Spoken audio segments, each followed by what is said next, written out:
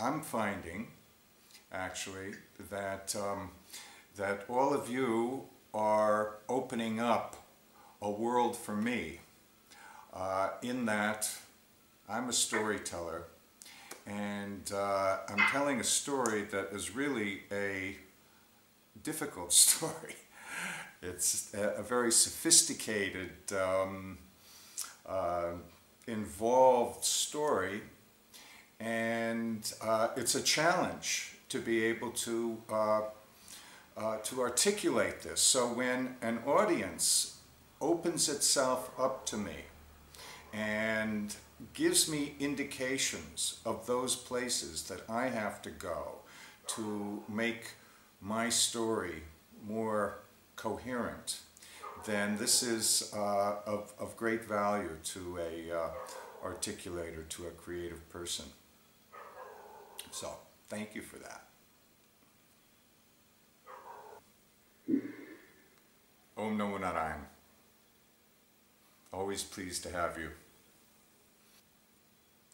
Tonight, I'd like to go over some areas that are directly related to the past couple sessions that we've done with the syllables.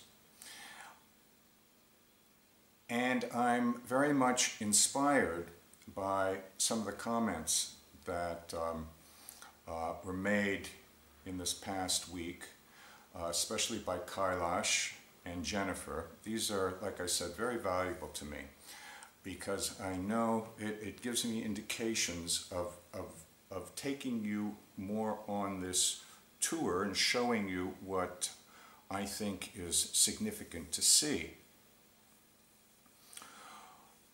One of the things that I see coming up is that we live in a consumer society. We're bombarded with marketing nonstop, whether it's marketing to buy something that's going to make you happier, that's going to make your work more efficient, that is keeping up with the technology or the trends, or it could be a political idea, what you have to vote for, what you have to support. It could be more of a larger political idea dealing with human dignity, human rights, human justice, and so forth. But in any case, we are continuously bombarded with marketing.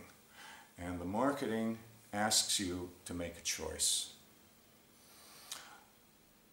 You have to shop among ideas and among things, and you make a choice.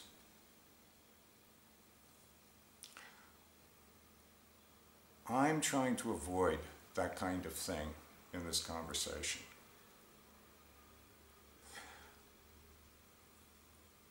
I am not offering a new idea, as it were, or a product, or even a system, really, something to buy into. There's nothing for sale here. I want to be very clear about that.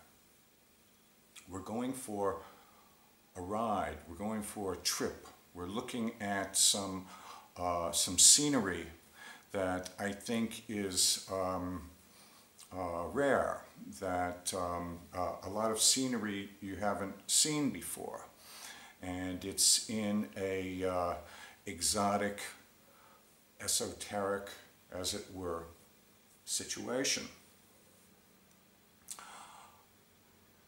So I am not asking you to either believe or follow a particular idea or ideology, nor am I asking you to make any moral judgments on ideas or cultures or time periods.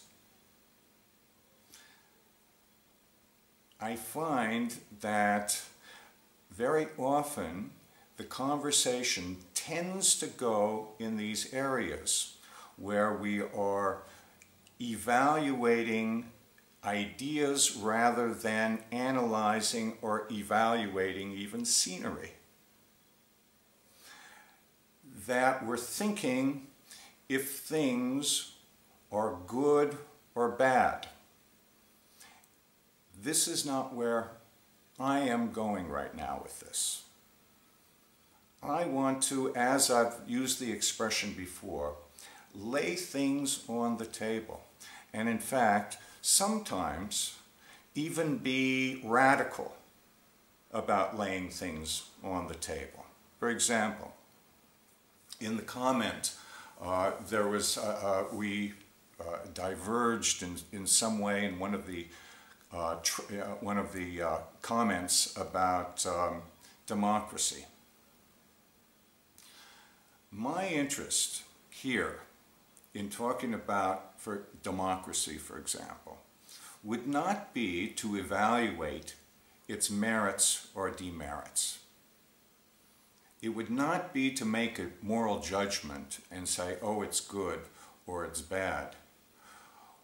What strikes me is that it is assumed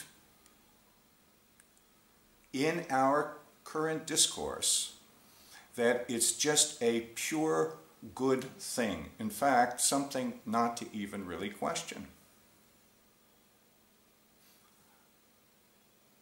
I'm not questioning it.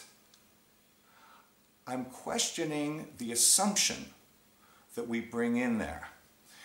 Because this assumption resembles other kinds of assumptions that we bring into much more difficult areas, much more esoteric areas, and areas that even go beyond our own culture.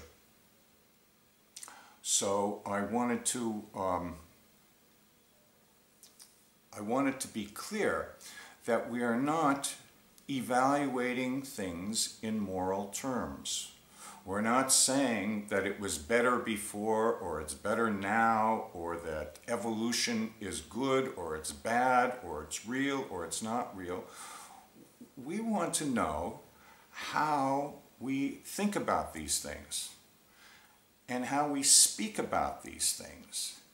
And especially, since this conversation is not a sort of a general conversation, this is basically informed by our interest in Indian culture, and especially esoteric Indian culture,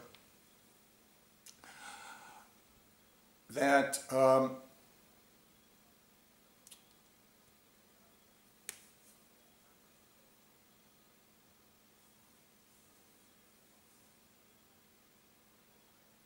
we want to make sure that we are not just looking at ourselves in the mirror, that we are not representing this culture that we are trying to understand in an autobiographical manner. This is why I am questioning these general assumptions that we make about so many things.